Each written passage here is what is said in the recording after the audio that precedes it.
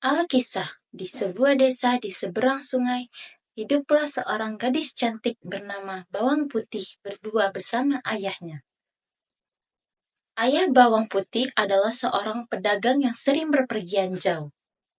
Karena tak tega meninggalkan Bawang Putih sendirian di rumah, akhirnya ayah Bawang Putih memutuskan menikah lagi dengan seorang janda. Janda tersebut memiliki satu anak yang diberi nama Bawang Merah.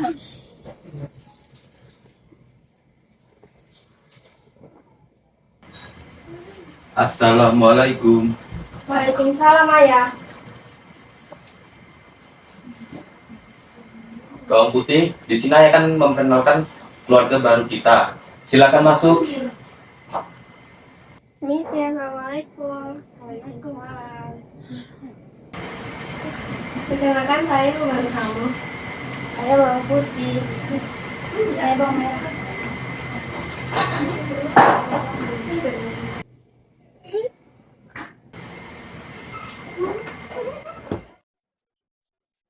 Bawang Putih pun bahagia karena memiliki keluarga baru. Ibu Tiri dan Bawang Merah bersikap sangat manis padanya. Namun ternyata kebaikan itu hanya sesaat. Pada pagi itu, ayah Bawang Putih izin untuk berpergian jauh untuk beberapa bulan. Dan disinilah penderitaan Bawang Putih dimulai. Sesampainya di rumah, Ibu Tiri dan saudara tirinya hanya bersantai-santai saja. Sedangkan Bawang Putih diperlakukan seperti pembantu tanpa upah. Namun, Bawang Putih menjalaninya dengan sabar dan tabah. Dan keesokan harinya,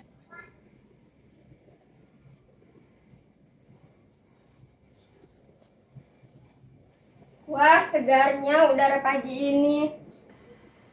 Bawang Putih! Bawang Putih!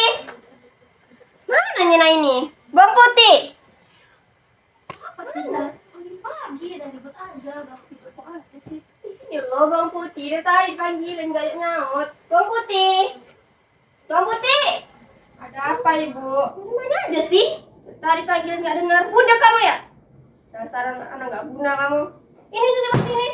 Terus beres lagi rumah ini. Ibu belanja dulu. Mau belanja Ibu ya? Kita kamu, tapi aku mandi dulu ya. Udah coba. Udah kan sini di sana. Baik, Bu. setelah itu, berangkatlah Bawang Putih ke sungai untuk mencuci baju yang akan dicuci olehnya. Namun saat itu arus sungai lumayan deras, dan selendang ibu tirinya pun tersapu oleh aliran sungai.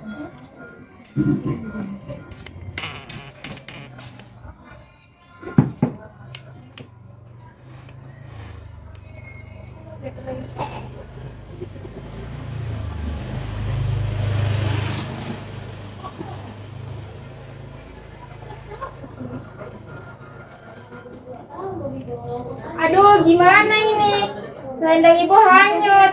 Kalau dia tahu, dia pasti marah. Aku harus mengejarnya.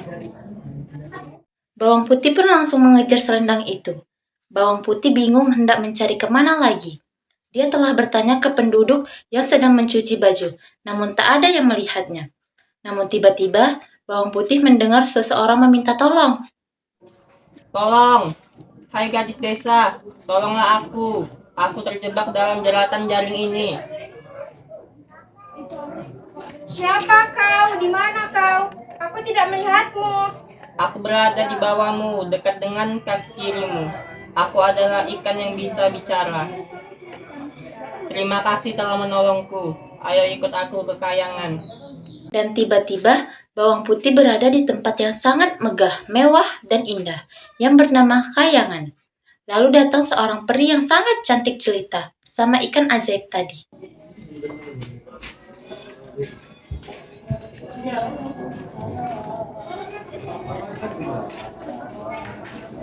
Hai, terima kasih telah menolong temanku. Kamu berhak mendapatkan hadiah.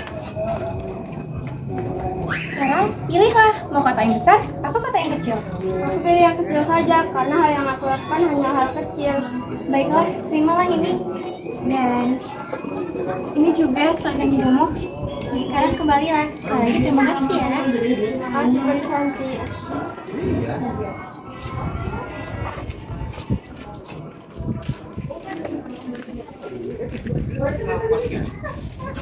Lalu bawang putih segera menyelesaikan cuciannya dan pulang karena takut ibu tirinya akan marah besar nantinya. Assalamualaikum. Waalaikumsalam. Dari mana aja kamu baru jam segini? Mana makanan juga belum siap lagi. Udah lapar. Allah, paling main sama teman-teman ya sampai ke waktu. Tidak bu, apa yang dikatakan Bang Mero tidak benar. Tadi aku bertemu pada majikan ajaib. Lalu aku dibawa ke kayangan dan bertemu dengan. Udah, nggak usah banyak alasan kamu. Mending kamu siapin makanan di sana. Kami udah lapar. Apa ini? Dapat dari mana kamu bawang putih? Mana beli itu bu? Buka aja, Bu. Iya. Perhiasan. Perak. Jangan ambil itu bu, itu pemberian dari peri kayangan. Aku harus menjaganya. Iya. Banyak ngarang kamu. Udah mending sana siapin makanannya. Kami udah lapar. Tapi bu. Udah, sana cantik ya. Lalu bawang putih menuju dapur sambil bersedih. Sementara itu, ibu dan saudara tirinya sedang membicarakan suatu rencana. Wih, bagus nih. Mana masih menjawab semua lagi. Iya Bu, bawang putih tuh nggak pantas pakai perhiasan mahal begini. Dia tuh pantasnya pakai tali sama karet. Iya. Ibu ada rencana. Rencana apa tuh Bu? Gimana kalau besok kamu ikutin dia, terus nanti ibu bawain kamu baju bawang putih deh, biar nggak ketahuan. Terus nanti kamu juga ikutin apa yang dia lakuin, biar kita jadi kaya juga. Oke? Wih, bagus tuh. Ibu memang hebat. Iya dong. Keesokan harinya, bawang merah mengikuti bawang putih ke sungai, dan dia melihat bawang putih sedang berbicara dengan seekor ikan ajaib yang membawa bawang putih ke kayangan.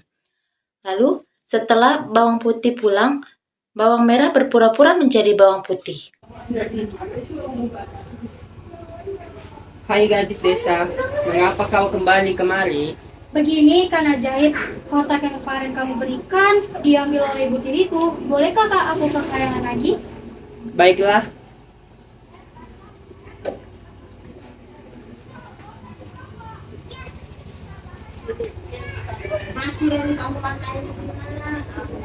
Ini hadiah yang kau pinta. Pilihlah, yang besar atau yang kecil. Kemarin bawang putih memilih kotak kecil mendapatkan begitu banyak perhiasan. Kalau begitu, aku akan memilih kotak yang besar agar perhiasannya lebih banyak. Kalau begitu, aku membeli kotak yang besar saja. Baiklah, terima kasih. Terima kasih.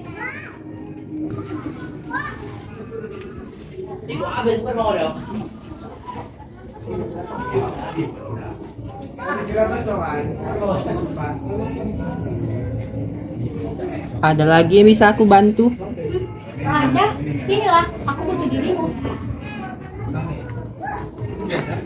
Sesampainya di rumah, bawang merah segera menceritakan apa yang dialami bawang merah hari ini. Assalamualaikum Bu. Waalaikumsalam. Udah gimana gadis? Ini dia ikan sepung. Jadi, mau diapakan ikan Bu? Udah, kita goreng aja. Oh iya, gimana sampai rasanya kamu dapat? Dapat dong Bu. Bahkan aku dapat yang besar. Pasti isinya lebih banyak. Ayo kita buka aja. Hah? Apa ini? Batu, daun, ranting. Dasar, pasti itu beli kasih ke bawang putih. Sekarang mana nak itu? Mananya aku suruh belanja. Udah nak, tenang aja, kita bikin dia tahu rasa. Gimana caranya? Kita goreng aja ikan ini. Bagus.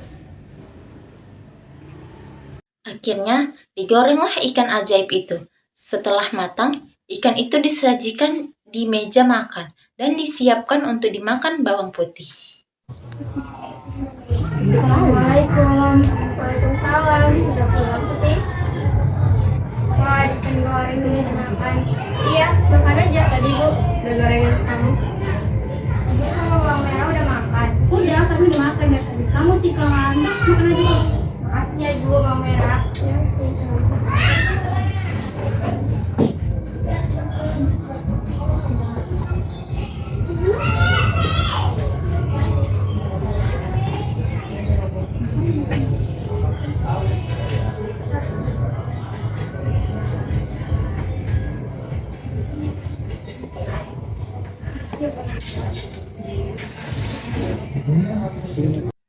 Dan ketika bawang putih sudah menyantap ikan ajaib itu, ibu dan saudara tirinya menghampirinya.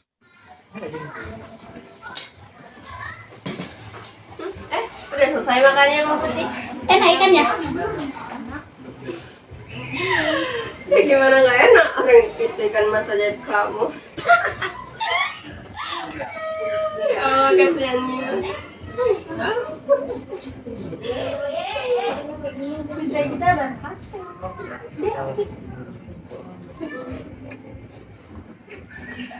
Ya Allah, apa yang telah aku berbuat? Padahal ikan ini sudah pernah menolongku. Sebagai tanda minta maafku, aku akan menguburmu di halaman rumahku. Lalu bawang putih pun mengubur tulang ikan ajaib itu sambil menangis dan tanpa tersadar air matanya bercucuran dan mengenai tempat ikan itu dikubur. Dan ajaibnya, malam itu muncul cahaya dari tulang-tulang ikan ajaib. Tak disangka-sangka, tumbuh sepucuk daun. Tulang-tulang ikan ajaib itu sudah menjadi pohon yang tidak begitu besar. Bukan hanya daunnya yang berlapis emas, tapi tangkainya juga berlapis perak.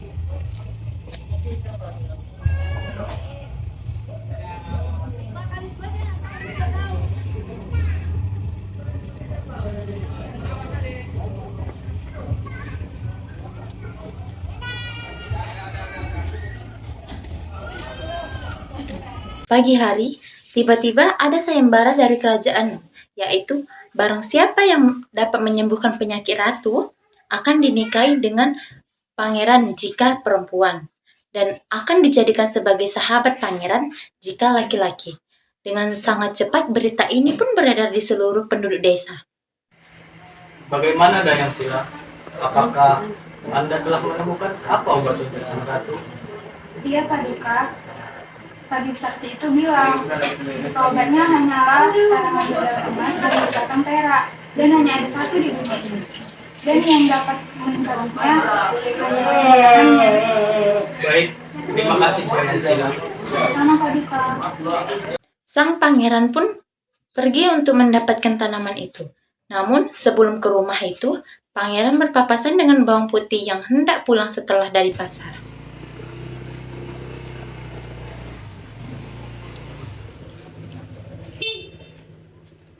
Permisi pangeran, saya mohon izin untuk berangkat duluan karena saya tidak bisa berlama-lama. Maaf, saya tidak pernah bertemu denganmu sebelumnya. Di manakah tempat tinggalmu? Saya bawang putih dari desa seberang. Maaf pangeran, saya tidak bisa berlama-lama karena ibu saya bisa marah. Saya permisi duluan. Mari, silahkan. Lalu pangeran melanjutkan perjalanannya sesudah sampai di halaman rumah bawang putih.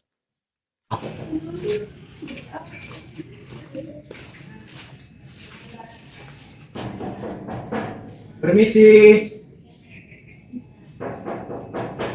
Permisi. Ya, silakan. Pangeran, ada apa pangeran kemari? Sebelumnya, perkenalkan saya pemilik rumah ini dan ini saya Bawang Merah. Bawang Merah. Baik, salam kenal. Tujuan kami di sini ingin mencari tanaman obat itu sebagai obat untuk sang ratu. Oh, tanaman itu pangeran. Iya, tanamannya ada di halaman depan rumah kami. Mari pangeran. Ayo, nak.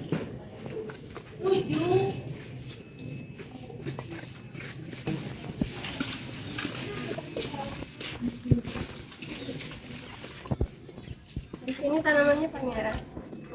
Wah, indah sekali tanaman ini. Siapa yang memilikinya? Tentu saja kami, Pangeran. Kalau begitu, tolong petikan satu saja untukku. Boleh? Baik, Bu. Baik sekali, Bu. Mau lah, kamu itu doang masa nggak bisa sih? Sini membantu.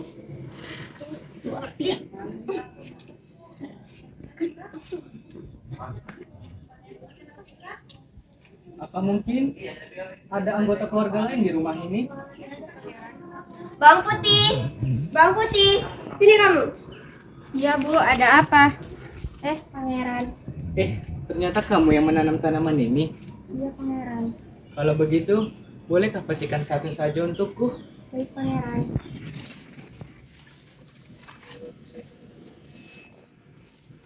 Silakan, Pangeran. Ini daun emasnya. Terima kasih banyak. Sama-sama, Pangeran. Pangeran pun pulang, dan keesokan harinya diberitakan bahwa Paduka Ratu telah sembuh dari penyakit misteriusnya, dan pangeran menemui Bawang Putih. Sesuai sayembara bahwa siapa yang dapat menyembuhkan penyakit ratu, maka akan menjadi istri pangeran.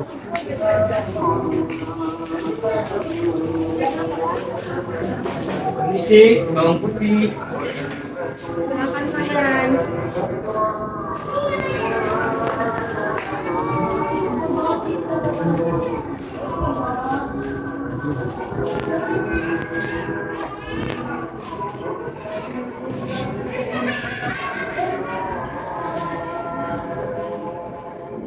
Menurut sayembara sudah jelaskan, siapkah kau menjadi permaisuriku?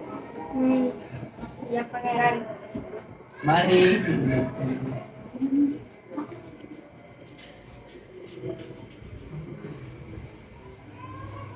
Di sebuah istana, hari bahagia telah tiba. Pangeran berdiri di panggung pernikahan, dan di sampingnya ada wanita berhati lembut yang telah merebut hatinya, yaitu Bawang Putih. Ia bukan hanya cantik, tapi juga tulus dan sabar menghadapi berbagai ujian hidup. Di sisi panggung, dua dayang istana menyaksikan dengan haru. Mereka tahu kisah hidup Bawang Putih bukanlah kisah mudah, namun hari ini semuanya terbayar. Lihat aja Bang Putih itu. Kita cuplikan bidadari. Dan pangeran tentu saja jatuh hati karena hatinya bukan parasnya saja. Pangeran menatap Bawang Putih dengan penuh cinta. Hari ini aku bersyukur banget bisa bertemu dengan wanita yang tidak hanya cantik parasnya, tetapi juga mulia hatinya. Bawang Putih, maukah kau menjadi pendamping hidupku selamanya? Dengan sepenuh hati, aku menerima pinanganmu, Tuanku.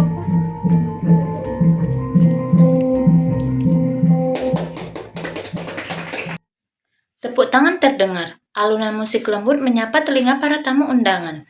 Di tengah kebahagiaan itu, dua sosok yang dulu menyakitinya datang, Ibu Tiri dan Bawang Merah. Wajah mereka tertunduk penuh penyesalan, dan yang satu berbisik. Itu bukan para Ibu Tiri dan Bawang Putih. Iya, mereka tanpa malu dan menyesal. Akhirnya mereka sadar siapa sebenarnya Bawang Putih. Jadi memang dia punya ceritanya, Lina, sekarang jadi permaisuri.